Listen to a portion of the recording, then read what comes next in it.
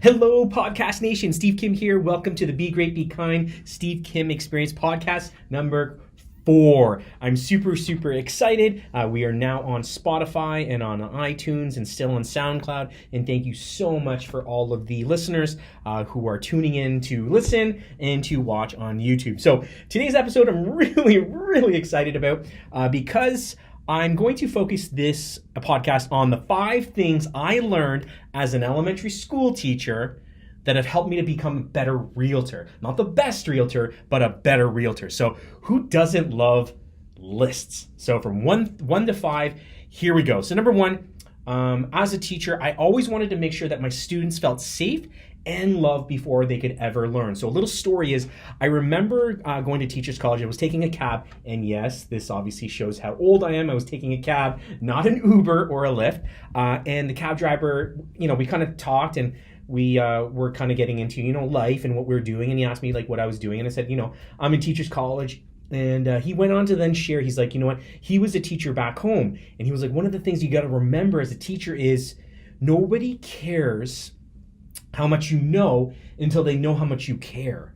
And that's so important. It's so true, right? You could be the best, the smartest, this, that, whatever, but at the end of the day, if people don't see and they don't trust you, they don't realize how much you deeply care about them, anything that comes into your mouth is drivel. They just don't listen to it. So I always needed to make sure that my students felt safe and loved before they could ever learn.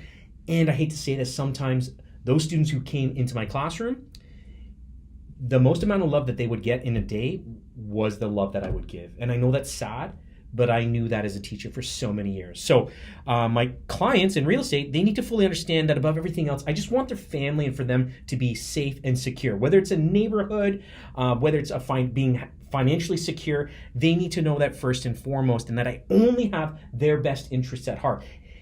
And it's tough. This industry, it's tough to do that because real estate agents have such a bad reputation for being like a snaky salesman, just in it for a quick buck. But you know what? I'm constantly reminded every month I host a poker night at my house, and I look around the table, and I would say 80% of the people who are sitting at the table consistently are clients turned friends. So there's value in having your clients truly and deeply understand that you may love them and that you only have their best interests at heart. Number 2, sometimes I needed to explain one concept in many different ways. And in the teaching world, and if you're a teacher, you understand this word. It's called differentiation. So being able to address a particular topic or subject, but just being able to explain it in many different ways. And real estate's no different than that, right? We are real estate advisors, real estate consultants. Our primary focus is obviously to guide and educate our clients along the way and then produce the results, right? And in the results is when you then continue to build a larger and larger business. So especially the first-time home buyers, right? They're entering into home buying. There's a lot of things that they don't know. There are also a lot of things that they do know, thanks to internet, which is great. But just being able to explain a concept in many different ways because our clients come from so many different backgrounds and they may not be familiar with the entire buying or the entire selling process. And I think that's one of the things that's helped me differentiate myself among real estate is that step by step, I'm there for you and I'm guiding you and I'm giving you the information. All of the information. That's been a big reason why I've been doing so many videos is just to get that information out, give you the information. With that information, you then become empowered to make particular decisions in real estate, in life, whatever. So just being able to differentiate a concept in many different ways, right? And, there are basic fundamentals in each profession, but really, truly, and honestly, your character and your drive is what has helped me to differentiate myself, not only in teaching, but in real estate too.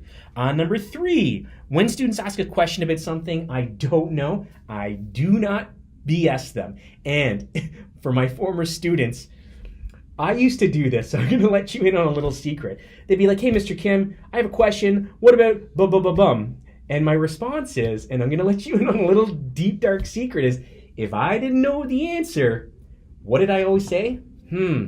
That's a great question. And then I would walk away. I wouldn't give you the answer because obviously I didn't have it, but I would turn it back on you, especially in the teaching, in the education realm, is because I want you to figure out the answer. Now, I've taken that principle, and I don't do it with my clients, but I'm like, hey, that's a good question, then walk away from them, because that'd be crazy. But what I do say is I'm completely honest with them. I just say, you know what, that's a great question.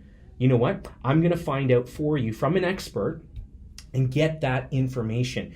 And one thing I've realized being full-time real estate is, I'm starting to do more and more pre-construction project deals like with condos. And there's huge HST implications along the way. And what I find is I'm even dealing with other realtors.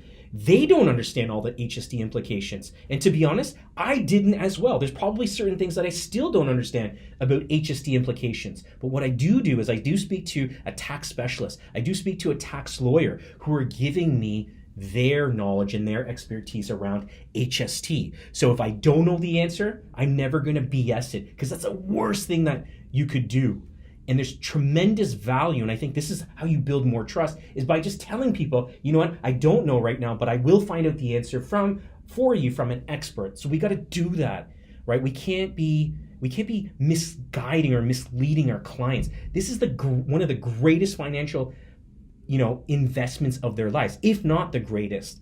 And we need to make sure we're giving them absolutely accurate information. So if you don't know, let them know that you're going to find out the answer from an expert. And don't stop until you find out that answer from an expert.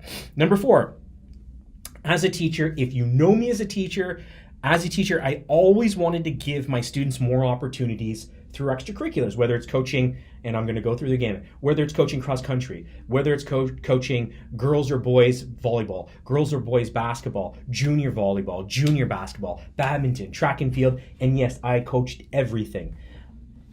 There's tremendous value in that. That's just another added or another level in which I can connect with my students. And I take those fundamental principles, and really that's hard work and passion and dedication. Take those, and I just want to give more and more value to my clients. So again, pushing so heavy on video, giving all that information and that value out to clients.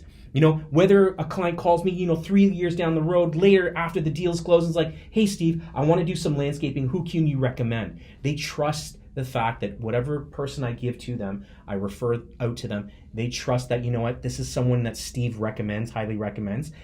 It's at least worth giving them a call. So providing service well after the fact that you've closed a negotiation. So great, you got a great price, whether it's buying or selling, fantastic. But then being there step by step, making sure financing is satisfied, making sure inspections are satisfied, making sure that the lawyers are satisfied, being there every step of the way during the process and well after the process.